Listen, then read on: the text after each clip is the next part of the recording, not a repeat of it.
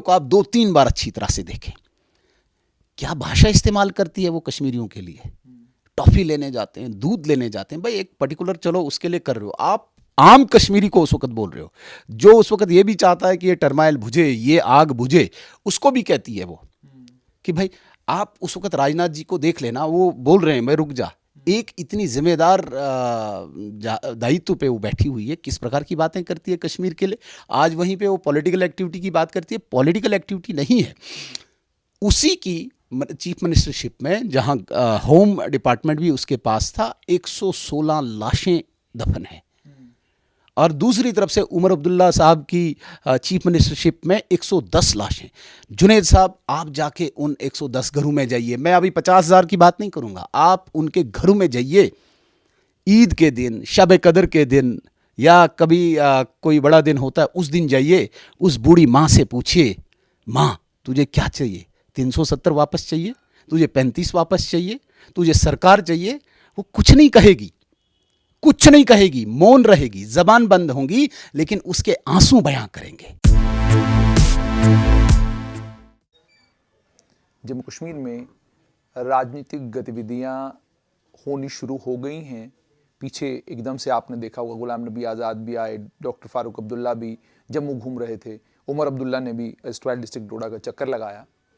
और उसके बाद जब से डीलिमिटेशन का ड्राफ्ट शेयर हुआ है, पॉलिटिकल एक्टिविटीज़ जिस तरीके से जम्मू कश्मीर में देखने को मिलनी चाहिए थी उस तरीके से नहीं हो रही हैं। नेशनल कॉन्फ्रेंस ने ऐतराज़ तो ड्राफ्ट को लेकर जताया है, लेकिन नेशनल कॉन्फ्रेंस उसी सांस में कह रही है कि हम जम्मू कश्मीर में जब भी चुनाव होंगे उन चुनावों के लिए तैयार हैं। लगभग सभी राजनीतिक दलों का मत यही है। तो एक तरह से ये माना जाए कि डीलिमिटेशन की एक्सरसाइज को लेकर लोगों के बीच में कोई भी बात नेता करें, लेकिन चुनावों की तैयारी सभी कर रहे हैं। मेरे साथ इस वक्त भारतीय जनता पार्टी के जनरल सेक्रेटरी सुनील शर्मा हैं, पूर्व मंत्री भी हैं। इनसे समझने की कोशिश करेंगे कि क्या वाकई ये सत्य है कि डीलिमिटेशन कमीशन बीजेपी का कमीशन था और बीजेपी के कमीशन के तौर पे काम कर रहा है।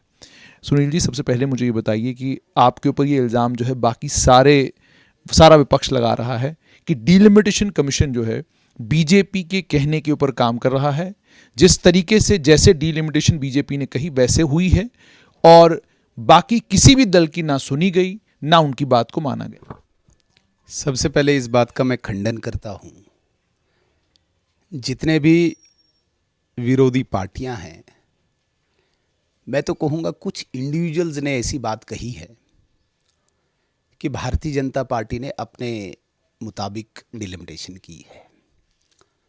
देखिए, मैं एक बात स्पष्ट करना चाहता हूँ, यदि हम पूरे देश की पार्टी है भारतीय जनता पार्टी, जो विरोधी दल कुछ रीजनल पार्टीज़ हैं तो उन्हें हम जम्मू कश्मीर की पार्टी मानते हैं, वो फिर अपने आप को डिक्लेयर करें कि वो एक रीजनल पार्टी भी नहीं है, प्रदेश की पार्टी भी नहीं है, वो एक पर्टिकुलर कॉन्स्टिट्यूंसी जो उन्होंने डिलिमिट कर ली थी उसी के लीडर हैं, वो उसी की पार्टी है वो।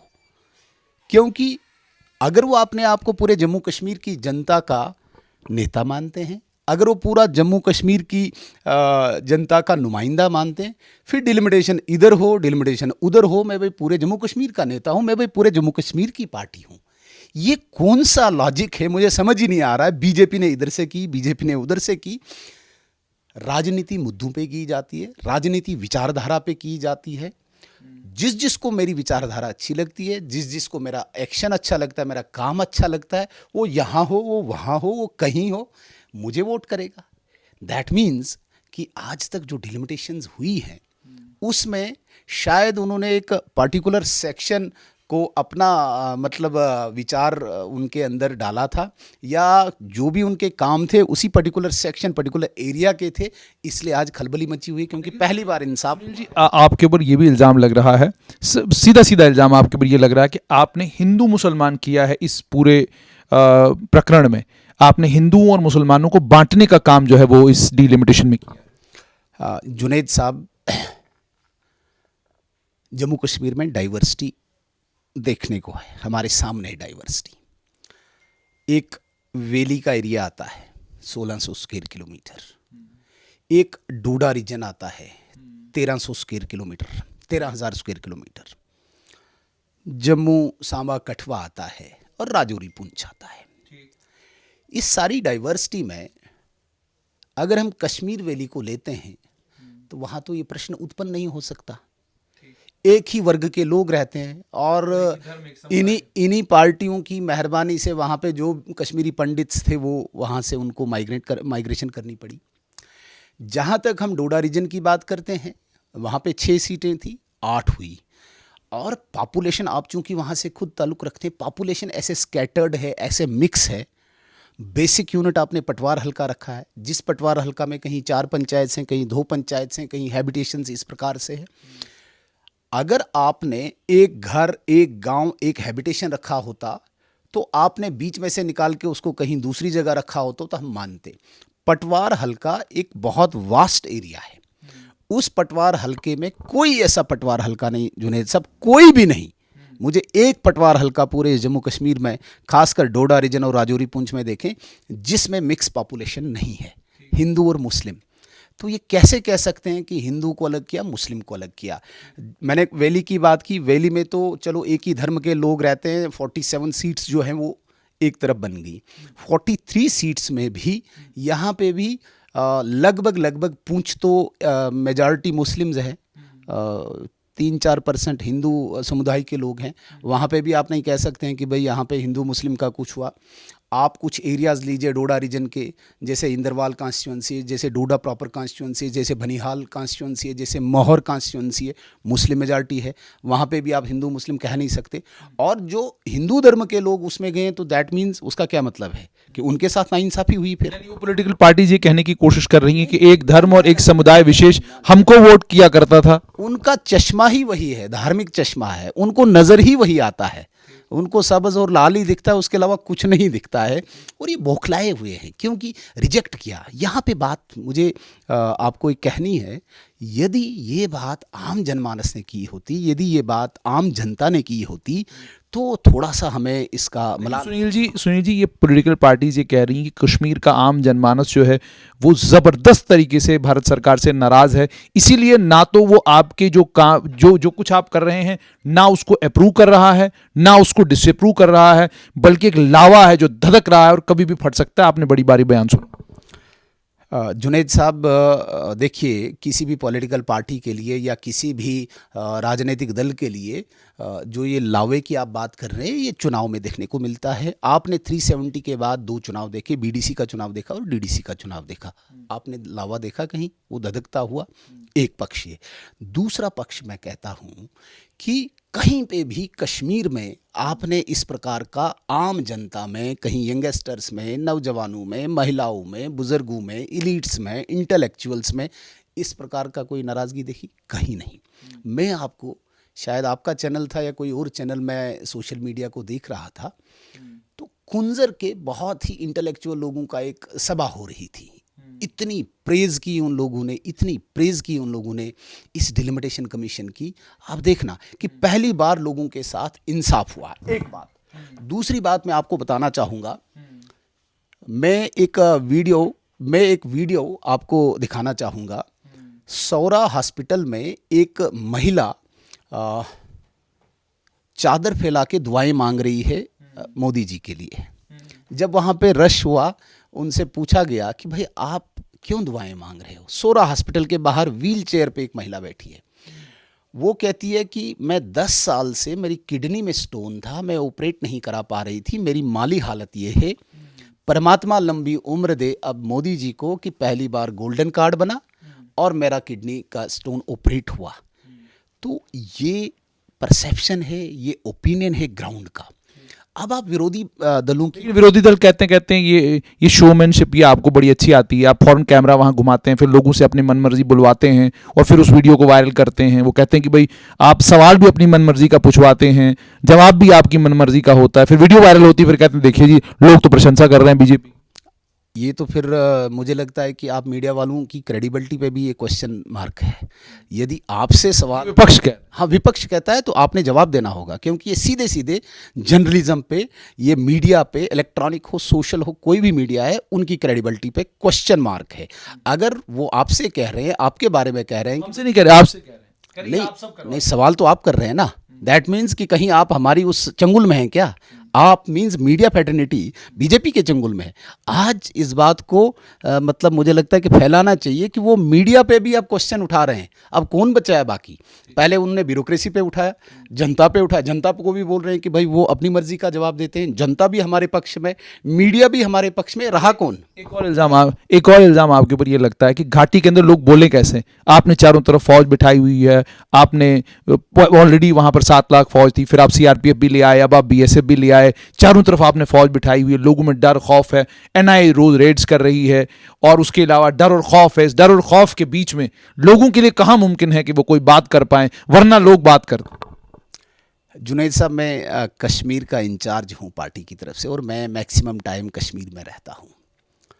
फौज उतनी है जितनी 90s में आई है, बीएसएफ सीआरपीएफ उतनी है जितनी 90s में आई है।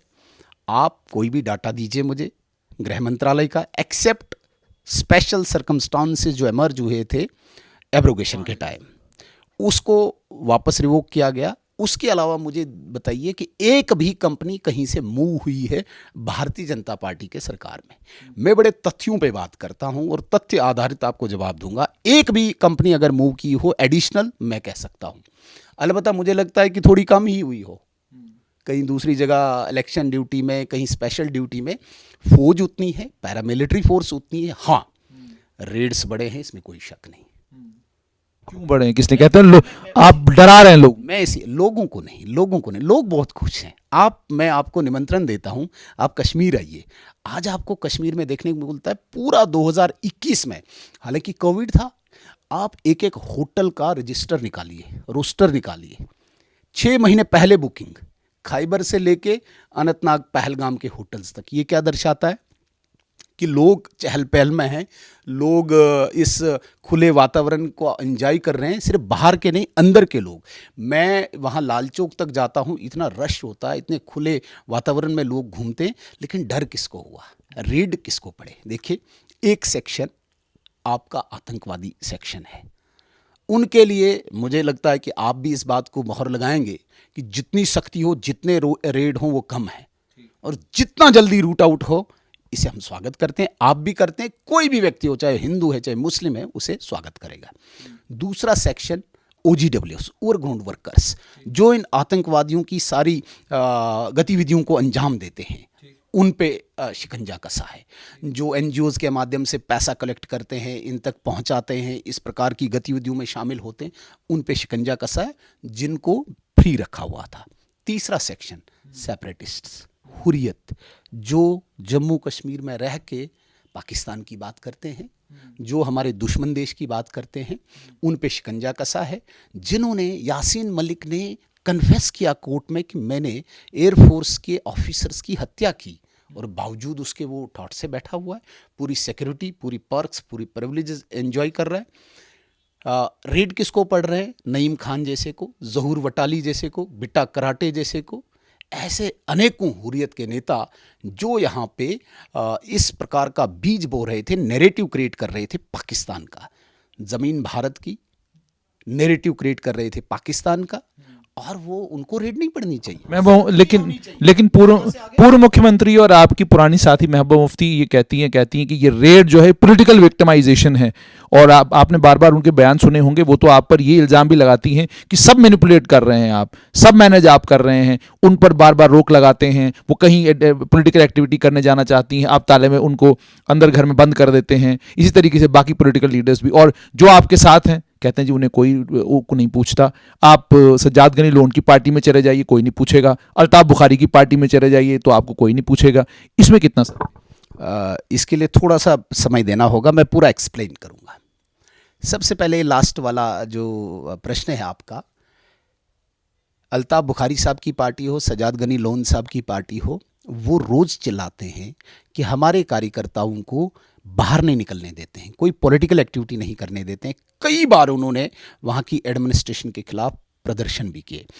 मुझे पीछे अपना एक मित्र मिलता है, उनने कहा कि भाई मैंने एप्लीकेशन दी डिप्टी कमिश्नर कुपवाड़ा को। वो इसलिए मुझे कह रहा था क्योंकि कुपवाड़ा डिप्टी कमिश्नर किश्तवाड़ से ताल्लुक़ रखते हैं, उसकी हाँ, कह रहे थे कि जब मैंने एप्लीकेशन दी, मैंने पीपल्स कॉन्फ्रेंस की बहुत बड़ी रैली करनी थी, उन्होंने कहा कि हो ही नहीं सकता, पॉसिबल ही नहीं है, कोविड है, बाकी चीज़ें हैं, और उमर अब्दुल्ला साहब के लिए वहाँ पे उन्हें खुली रखी, तो इसे क्या कहते हैं? बहुत सारे ये लोग कहते हैं कि जो यहाँ पे एडमिनिस्ट्रेशन है उसकी बी टीम है अभी एनसी, पर्दे के पीछे वो चीज़ें उनकी मैनेज हो। ये कौन बोलता है, लेकिन आपकी बी टीम तो अपनी पार्टी को कहा जाता है।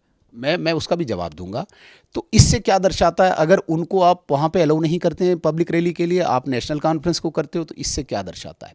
बी टीम वक्त बताएगा, बी टीम कौन किसकी है वो वक्त बताता है। इससे पहले की जो बातें हैं, देखिए, कुछ इतिहास तय करता है, कुछ फ्यूचर तय करता है। वर्तमान में अभी हम सिर्फ कह सकते हैं, वर्तमान में अभी ना हमारी कोई बी टीम है ना ए टीम है। भारतीय जनता पार्टी अपने दम पे, अपने चुनाव चिन्ह पे जम्मू कश्मीर में चुनाव लड़ेगी।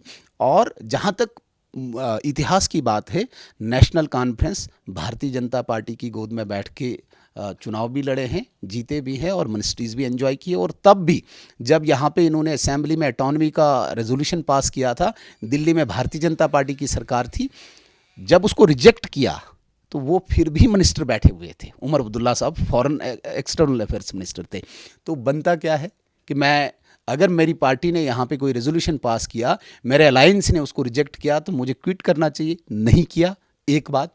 दूसरी बात, महबूबा मुफ्ती जी ने चिल्ला चिल्ला के जगह जगह बोला 2014 में, आप कोई भी वीडियो निकाल के देख लीजिए, बीजेपी को रोकने के लिए यहाँ पे मुझे वोट दीजिए। उसके बाद क्या हुआ? क्यों भारतीय जनता पार्टी के साथ मिलकर सरकार बनी?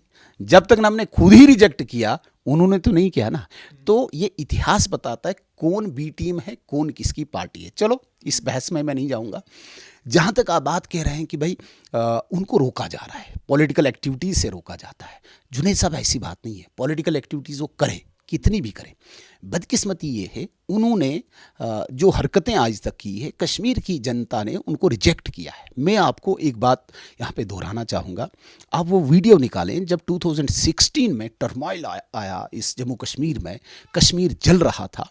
माननीय गृह मंत्री जी, तत्कालीन राजनाथ सिंह जी आते हैं, एक प्रेस कॉन्फ्रेंस होती है। प्लीज़ उस वीडियो को आप 2-3 बार अच्छी तरह से देखें। क्या भाषा इस्तेमाल करती है वो कश्मीरियों के लिए?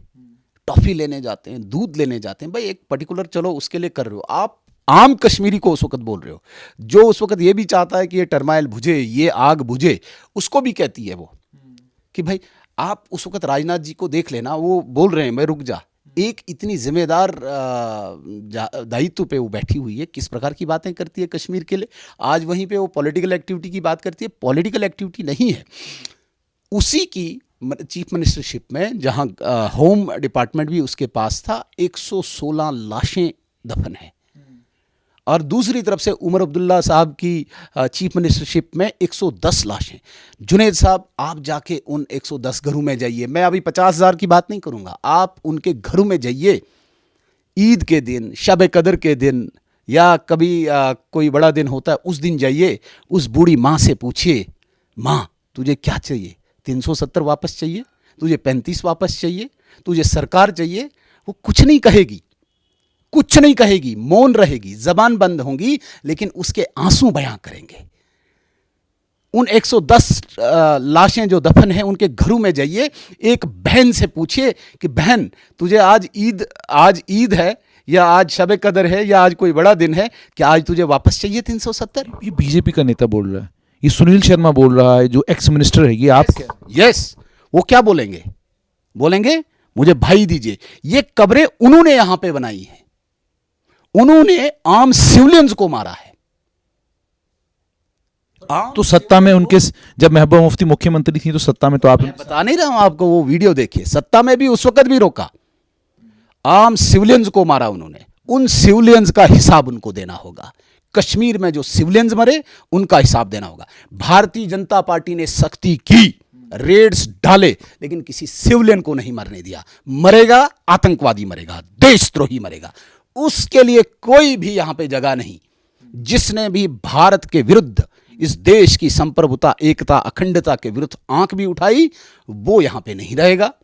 गन चलाना दूर की बात है, हां सिविलियन के लिए सख्ती करेंगे, रेड्स डलेंगे। लेकिन सुनील जी, मैं आपको याद कराना चाहूँगा, पूर्व मुख्यमंत्री उमर अब्दुल्ला की बात आपने की, महबूबा मुफ्ती की बात आपने की, तो उमर अब्दुल्ला को लेकर मैं आपको याद कराना चाहूँगा कि जिस समय हालात 2009-10 में ख़राब हुए, तो उनने उस समय ये कहा कि ये पत्थरबाज थे जो पत्थरबाजी कर रहे थे, तो पुलिस ने जब जवाबी कार्रवाई की तो उसमें वो मारे गए। तो जाहिर सी बात है वो भी लॉ एंड ऑर्डर को ठीक करने की कोशिश कर रहे थे, आप अपने तरीके से ठीक कर रहे हैं, तो वो जो लॉ एंड ऑर्डर को ठीक करने का काम उन्होंने उस समय किया, इसका मतलब आप उसको गलत मानते हैं, आप मानते हैं ये सही तरीका नहीं? सुनिए, मेरी बात सुनिए। सवाल आपने किया कि आप सख्ती कर रहे हैं, मैं कहता हूं हम सख्ती कर रहे हैं, सख्ती करेंगे।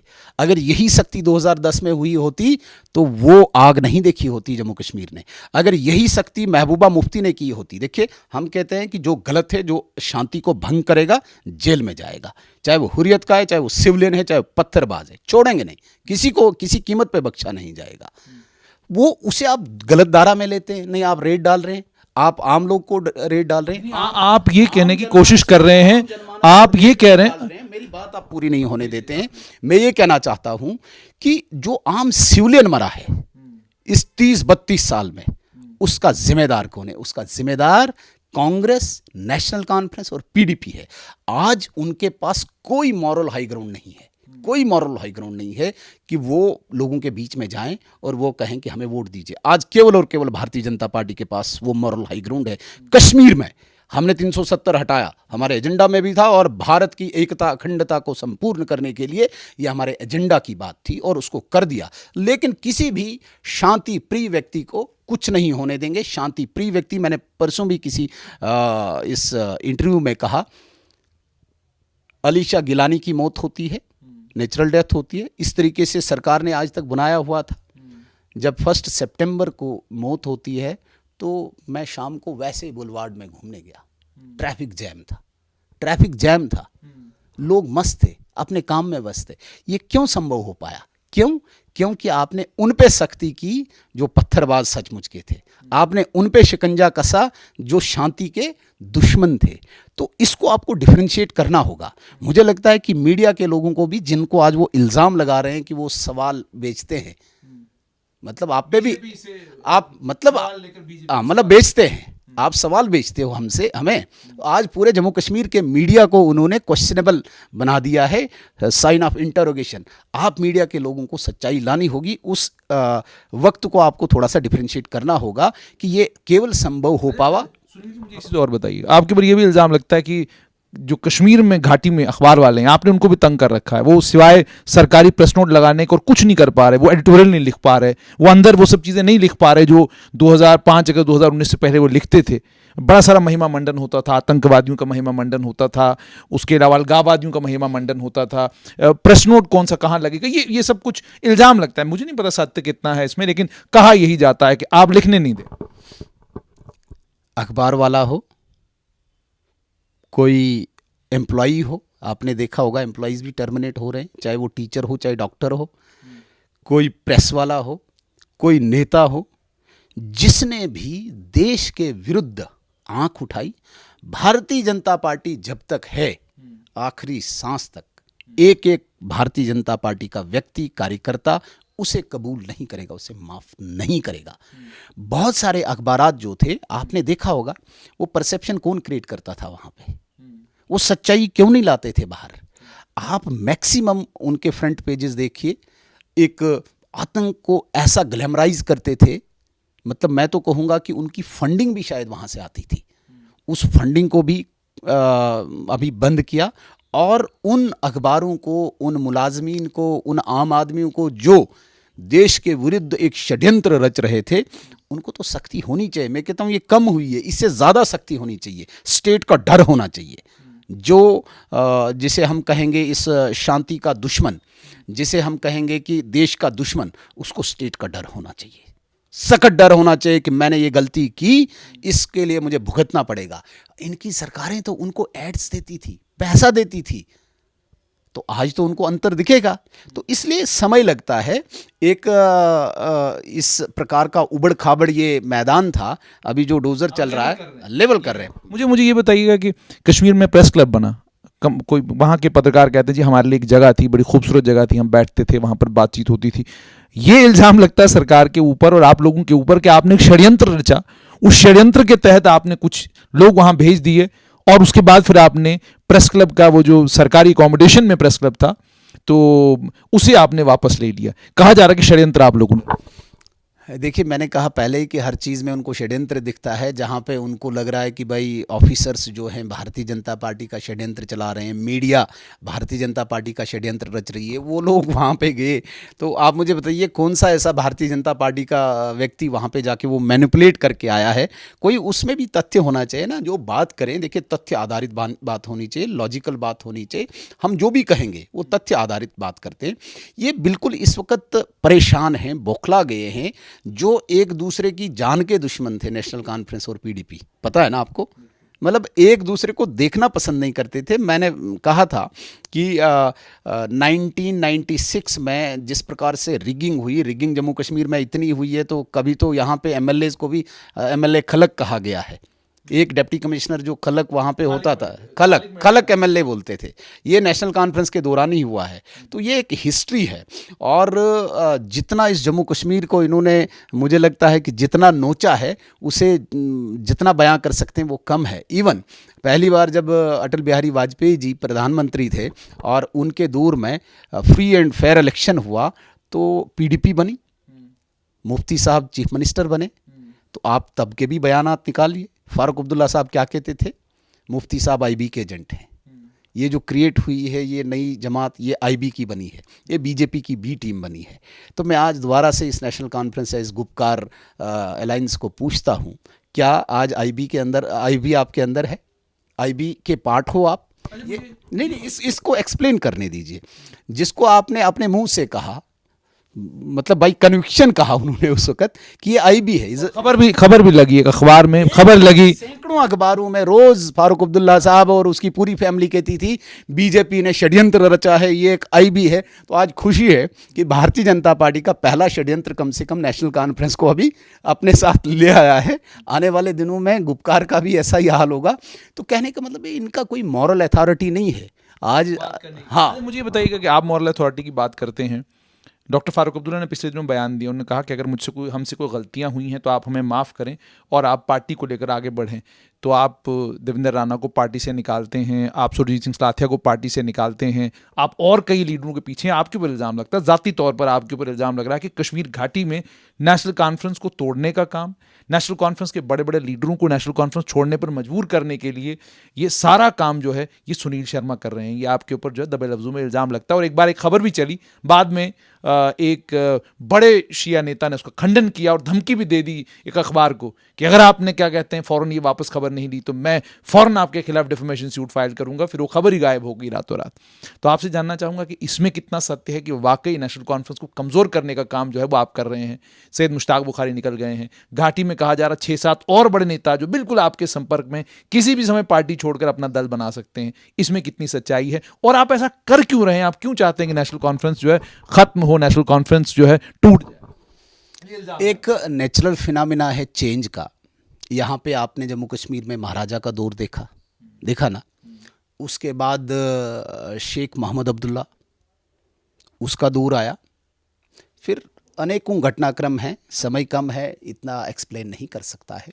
जहाँ तक आज के वर्तमान की बात है जिसमें देवेंद्र सिंह राणा जी और उनके साथी भारतीय जनता पार्टी में शामिल हुए हैं। देवेंद्र सिंह राणा एक बुद्धिमान व्यक्ति है, एक इंटेलिजेंट लीडर है, एक मैच्योर लीडर, सीजन्ड लीडर है।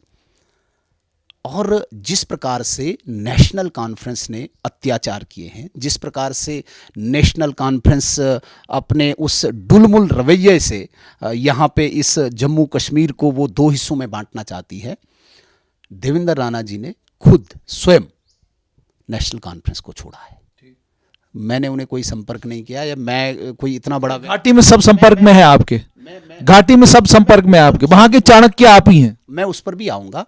तो देवेंद्र राणा जी ने एक जम्मू का नैरेटिव हो, जिस महाराजा ने जम्मू कश्मीर पर पूरा रूल किया और कश्मीर के लोग भी महाराजा की बहुत ज़्यादा इज्जत करते थे, उस जम्मू को दोबारा से पुनर्स्थापित करने के लिए प्लूरिस्टिक जम्मू, जहाँ पे आप कोई भी एक ज़िला मुझे बताइए, जम्मू कश्मीर के 20 ज़िलों में एक ज़िला बताइए जहाँ पे हर ज़िले के व्यक्ति रह रहे हो एक्सेप्ट जम्मू। मैं किश्तवाड़ का हूँ, मैं यहाँ, आप डोडा के, मैं वो, आप यहाँ रजौरी के, यहाँ पुंछ के, यहाँ कुपवाड़ा के, यहाँ बारामूला के। तो लिहाजा जम्मू का अधिकार बनता है जम्मू का ये हक बनता है कि जम्मू का नैरेटिव बने, क्योंकि यहाँ पे प्लूरिस्टिक सोच है, प्लूरिस्टिक कल्चर है, सब चीज़ें हैं, लैंग्वेज है। तो उस प्लूरिस्टिक इस सोच को, नैरेटिव को एस्टैब्लिश करने के लिए देवेंद्र राणा जी ने एक आवाज़ उठाई है कि यही जम्मू है जहाँ से आप क्लेम कर सकते हो कि जम्मू कश्मीर यहाँ से चल सकता है। तो उस सोच को लेके भारतीय जनता पार्टी में आए हैं, भारतीय जनता पार्टी ने स्वागत किया है। और जहाँ तक बात कर रहे हैं आप घाटी की, मैं आपको आज दोबारा से ये संकेत नहीं दूंगा, ये आपको विश्वास दूंगा, नेशनल कॉन्फ्रेंस में एक परिवार के अलावा आपको कोई नहीं दिखेगा। उसी प्रकार से वो उसमें तो रहा नहीं कोई, जो रहे हैं तो उनको भी ज़बरदस्ती टिका के अवधि आपने देखा होगा। गुलाम नबी लोन साहब हमारे काफ़ी सीनियर आदमी हैं, हंजूरा साहब रिज़ाइन किया, ज़बरदस्ती पकड़ के रखे हुए हैं पीडीपी में। यही दो जमातें आपको दिख रही है, और कितने रहे भी हैं वो हम उनको संपर्क नहीं कर रहे हैं। और ऐसा कोई षड्यंत्र, ऐसा कोई चाल, ऐसी कोई मैनिपुलेशन वहाँ पे नहीं हो रही है। इस प्रकार का वातावरण बन रहा है। देश की राजनीति जो है वो इस प्रकार से इस धारा में बह रही है कि जम्मू कश्मीर का जो एक राजनीतिक मोड़ आया है, जिसे एक चौराहा कहेंगे, इस चौराहे में हर व्यक्ति ने तय करना है, हर राजनीतिक दल ने तय करना है मैंने किस तरफ जाना है। और कोई आज कर रहा है, कोई कल करेगा, कोई परसों कर रहा है। हर दिन राजनीतिक व्यक्ति, राजनीतिक दल तय कर रहे हैं। मैं आपको ये भी बता दूं, राजनीतिक व्यक्तियों की बात नहीं करें, यहाँ राजनीतिक दलों की बात कर रहे हैं, करें आप, वो भी मर्ज होना चाहते हैं भारतीय जनता पार्टी में। क्योंकि भारतीय जनता पार्टी ने वो नेतृत्व दिया है जिसने घाटी की बात करें, वहाँ कोई राजनीतिक दल आपके साथ जो है वो मर्ज होना चाहता है, ये मतलब ये कैसे हजम हो सकता है? मैं सारी बातें क्या बताऊं आपको। मैं कह रहा हूं कि देश की राजनीति ऐसे मोड़ पे है, और खासकर जम्मू कश्मीर की राजनीति ऐसे चौराहे पे है। हर व्यक्ति इंट्रोस्पेक्शन कर रहा है, सोच रहा है कि मैंने कहाँ जाना है। जिसको समझ आ रहा है वो धारा में बह रहा है, चल रहा है। कहा ये जा रहा है कि लोग इसलिए आपकी तरफ आते हैं क्योंकि जो नहीं आता तो उसके यहाँ ईडी आ जाती है, उसके यहाँ इनकम टैक्स आ जाता है, उसके यहाँ कोई और आ जाता है पूछने के लिए हालचाल। तो कहते हैं लोग वो हालचाल हमारा कोई पूछने ना आ जाए, उससे बचने के लिए आपके दल में आ रहे हैं कि चलो इधर आ जाओ, या पीपल्स कॉन्फ्रेंस में चले जाओ, या अपनी पार्टी में चले जाओ, अगर इन सब चीज़ों से बचना है। और मिसालें भी मैं दे सकता हूँ, जम्मू कश्मीर बैंक के पूर्व चेयरमैन जो है पीपल्स कॉन्फ्रेंस में जब से गए हैं तो नाम ही नहीं है एसीबी की शायद लिस्ट में उनका। इसी तरीके से एक और बड़े नेशनल कॉन्फ्रेंस के कदावर नेता है, उनके सुपुत्र जब से पीपल्स कॉन्फ्रेंस में गए हैं तो बिल्कुल खामोशी छा गई है। ऐसा लगता है कि एसीबी को पता ही नहीं है कि ऐसा भी कोई व्यक्ति कहीं पर रहता है। मैं आपको क्योंकि मैं बड़ी माइन्यूटली इन चीज़ों को देखता हूँ, सबसे पहले तो ये इल्ज़ाम लगाना एक एक व्यक्ति पर कि भाई उन्हें ईडी का डर है, आप सिर्फ उस पे नहीं इल्ज़ाम लगा रहे हो, आप उसके साथ जो लोग जुड़े हैं उन पे भी इल्ज़ाम लगा रहे हो। जुनेद साहब के साथ मेरी सिंपैथी है, मेरी हमदर्दी, मैं इनसे जुड़ा हूँ। आप पे जो इल्ज़ाम लग रहा हूँ मैं आपके साथ जुड़ा हूँ, मुझ पे भी लगा रहे हो। तो जितने भी वो कश्मीर के सिंपैथी की बात ना करें, वो इंटरव्यू देखने वाले सारे कहेंगे सिंपैथी वाला इंटरव्यू। मैं ये कहूँगा कि कश्मीर में वो व्यक्ति इंडिविजुअल नहीं है, वो व्यक्ति जिनके साथ लोग जुड़े हैं, जिन्होंने 5-5, 6-6 इलेक्शन लड़े हैं। जहाँ तक बात आप करते हैं पूर्व चेयरमैन जेकेबी की, आप आज भी आरटीआई देके या किसी से स्पष्टीकरण ले सकते हैं। केस एज इट इज चल रहा है। जहाँ पे आप पूर्व नेशनल कॉन्फ्रेंस के बहुत बड़े नेता की बात करते हैं, जेल भी हुई, केस भी चल रहा है, और कहीं पे भी रुका नहीं है। चाहे वो पीपल्स कॉन्फ्रेंस में है, चाहे कहीं दूसरी जगह है, या कोई अन्य नेता है। मैं किसी पर्टिकुलर की बात नहीं कहूँगा, लेकिन संकेत से ही मैं समझता हूँ कि आप किस तरफ इशारा करते हैं। मैं एक एक व्यक्ति को, एक एक केस को जानता हूँ, समझता हूँ।